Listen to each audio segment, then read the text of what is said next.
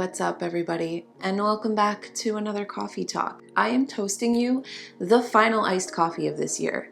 Look, I know fall technically does not start until September 21st, but I am toasting you the last iced coffee of the season because to me, fall starts September 1st. I feel like that's the doorway to fall. And the earlier that you can start the season, at least in my books, the best season, the better, because it is such a brief little gust of wind before it's gone. And here on out, we're riding a train of like fall mode straight into holiday mode, and then right into like January, we're beating those winter blues. So lots of cozy coffees coming in the future. And so cheers to the last iced coffee of the season. You can keep drinking iced coffee, obviously, you can do whatever you want, but this is my last one. So cheers, it's a vanilla iced coffee and I topped it with some cinnamon just to be a little extra.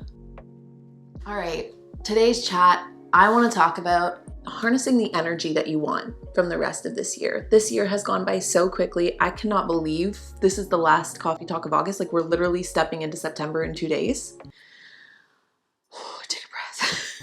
I've taken a step back for August and deleted all social media apps off my phone, and I've just been really kind of in my own zone and in my own lane and getting some things done, and it's felt really good. I feel really refreshed and rejuvenated, and part of that, part of the whole process, part of my journaling lately, part of just like my just me time lately, I've been really focusing on what I want to harvest out of the fall, if I were to speak metaphorically and kind of go with the theme of the seasons. So I'm going to prompt you, and you can pause and process the prompt. You can pause and write out the prompt, or if you're a member of the Sunday Club on my Coffee Talk and Flows channel, then I'm actually going to include the writing time so that this is more of like an interactive talk. So grab your coffees, grab your minds or your pens or whatever you like to write with, and let's harvest this rest of the year. If you were to think back to December 2022, moving into January 2023, what did you want out of this year? What was your vision? What was your energy going into this year? And how did it all unfold? I think regardless of whether or not your year has panned out the way that you expected it to or not, whether you feel or you judge it to have panned out in a good way or a bad way, either way, there's going to be some key lessons, some key takeaways, and things that we can pull from and remorph or reshape into the following months that are going to wind down the rest of this year. So when you think about what your hopes and your dreams were coming into 2023, and you think about the ways that might have shifted or have grown in the duration of the 9 months that we've already moved through, what do you feel like are the key takeaways? What do you feel like are the big lessons that you've learned so far in the first 9 months of the year? And the reason why this question is important is because it's going to lay the foundation of what you can actually take into or harvest from in a month, 2 months, 3 months time. Given the experience you've already gone through, given what you've already set up for yourself this far into the year, what can you see yourself harvesting in the fall time? Or maybe you want to do a winter harvest, whatever makes sense to you. I like to go with the seasons, so I feel like personally fall makes the most sense for me to really harvest something big, whether it's personal or professional, but you can do this on really any time frame that's going to make sense to you, and given whatever it is that you're looking to harvest. Maybe you're looking to harvest something next year that this year really helped you plant the seeds for. Maybe something withered away this year that is really going to fertilize the ground for you to plant something or start something amazing next year that you might not harvest for another year or 2 years time. But if you were to just sit and hold space for what has shaped you this year, what is that shape morphing itself into? Or better yet, what has already been sown from this year that you can reap a reward from? If you've already put in a lot of groundwork on something, if you've already, or maybe you didn't even really mean to, maybe the universe, the world, or just circumstances shaped you or pushed you down a direction that you've already been heading, then if you take a look at your life right now and you take a look at what you've been learning, or you take a look at the groundwork that's already been laid out in front of you, giving yourself the space to dream up what you can really harvest from that is allowing you to make the best out of any given situation that you may have already had this year. This specifically goes for anybody that feels like you've had a really tough year. Like, take a look at what you've learned, take a look at how you've grown, and then ask yourself, what do you want to do with this? What do you want to do with this wisdom? What do you want to do with this groundwork? What do you want to do with the efforts and the experience that you've already put in? So I follow that question up with, what would make the rest of this year feel fulfilling and fruitful for you. I think from all of the years of going to school, my brain has been conditioned to look at September as a month of productivity in a very healthy way, like in a way that makes me want to color coordinate my bills and like just have everything cleaned, prepped. It's almost like the spring cleaning but fall edition. And instead of refreshing everything going into spring summer, it's almost like I want to cozy up everything and get everything aligned and organized so that I can nestle in for fall winter. And specifically when it comes to that idea, that vision of a harvest coming in the fall, we're right now at the end of August. So if you were to think about it, what do you see or what do you want to create in your life coming down the pipeline the next month or 2 months? So again, giving that a little bit of a realistic time frame, that's like 30 to 60 days. What do you want to create for yourself heading into this entirely new season? And the fun part with this question is that you can really get creative with it and you can get personal with it and specific with it. I want my fall to be very fruitful, and I think that's why I keep using that word. I want an apple tree. I want it to be full of fruit. I want to feel light, but I also want to feel, again, it's coming back to that energy I was just explaining, the school conditioning of like going into a new year. Every single year I'd have my binders, I'd have my backpack, my pencil case would be fully organized, and I would just have this feeling of alignment. So maybe that's the word I'm looking for. But it's a different kind of alignment than I've recently been feeling, where I've been really focused on feeling more aligned, perhaps intuitively and inwardly, like really wanting to feel aligned with my values, really wanting to feel aligned with my mind, my body, my soul connection. This is a different type of alignment. I want to feel aligned in the way that my personal life and professional life jive together. Also in a way where I feel like I'm prepared, and that preparedness allows me to relax and allows me to enjoy the fruits of my efforts. So I'm looking for a very abundant fall. That's a good word. An abundant, aligned fall where I am able to relax and be at peace and have this golden hour feeling. That's the type of energy I'm looking to create for myself this fall. And so when I think about that 30 to 60 days down the line, I need to get really specific about what steps are actually going to create that feeling for me. And when you visualize your harvest this upcoming season, what energy comes to you? What vision comes to you? Answer the question, my fall harvest will be.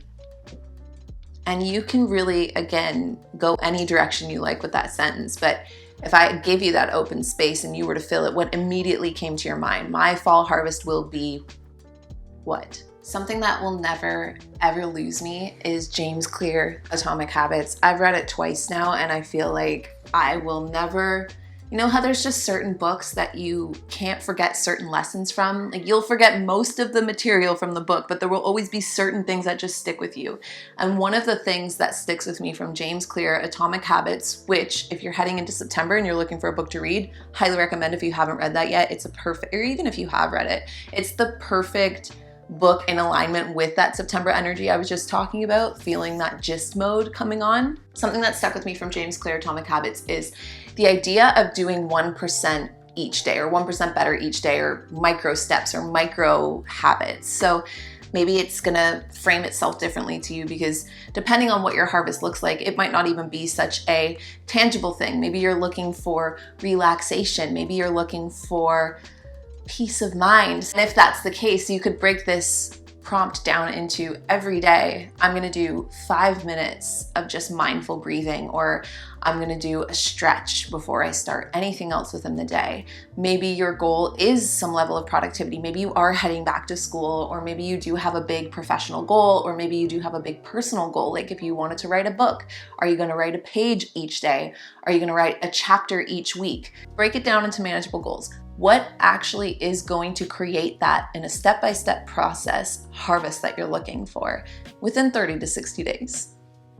Now, obviously, hosting these types of conversations and listening to these types of conversations always creates and elicits that feeling of motivation, of inspiration, and everything sounds so nice in theory. A lot of the times, just planning something gives our brain that dopamine kick that actually doing the thing no longer feels relevant or no longer feels necessary. So the reason why this is important to note is because when you think about what's going to create that determinism for you to actually see this thing through for yourself, basically what is your why? Because the minute you hit an obstacle, or if you wake up tomorrow and you lose all motivation from this discussion or from this planning session, what is it going to be that's going to get you out of bed, that's going to get you going on this thing? Be super specific about this. And even if you're not writing down any of the answers to these prompts today of this conversation, at least write down this one, or come up with a word, or come up with a reason, or come up with a why right now, because this is going to be the driving force that's going to keep you connected to this thing you're looking to harvest. If you're serious about it, then get serious about it. And if you're not serious about it, then you don't have to do this either. Maybe your harvest is literally just letting yourself coast the rest of this year. In fact, when I wrote down what I saw going into 2023, I knew this was going to be a tough year at the start of the year, and I specifically did not set any New Year's resolutions, any New Year's goals. I knew I just needed to let myself go through what I was going to go through to get to the other side, to let the dust settle, and then to figure out wherever I was at and however I landed at that point then. And so that's where I'm standing now. And now I'm starting to ask myself these questions of like, what do I want to dream about? Where do I see myself going? What do I see myself creating? And so when I get myself into these questions of, well, why do you even want to create this thing? Or why are you even putting all this effort, or wanting to, or planning to put all of this effort into these things? That answer is so important, because the days that come, and there will be days that come, there have been days that come, where the motivation slips and you're waiting for it to return. You have to use action in order to get that motivation back. And the only way that your body is going to go into action mode and do the things that you need to do is if you have just that initiating thought, that initiating reason why. Why do you want this harvest? What does it mean to you? What is your determination? What is your driving factor to head in this direction, whatever direction it is you're heading in? Even if it's relaxation, like, why do you need to relax this year? Whether it's a goal, why do you want to achieve this goal? Why do you want to start this project? Why do you want to shape your life in this way or head in this direction? And get as deep about it as you can, because the deeper rooted it is, the more likely you are to stick to it. We're really getting into the juice of manifestation, or the concept of it, really, because it's taking what is internal, looking at the external for what it is, almost like ingredients, and then taking a dream or taking a plan that is internal, using the ingredients of the external. But what is going to be your formula of determinism? What's going to be your reason why that's going to get you into action, especially when the motivation slips?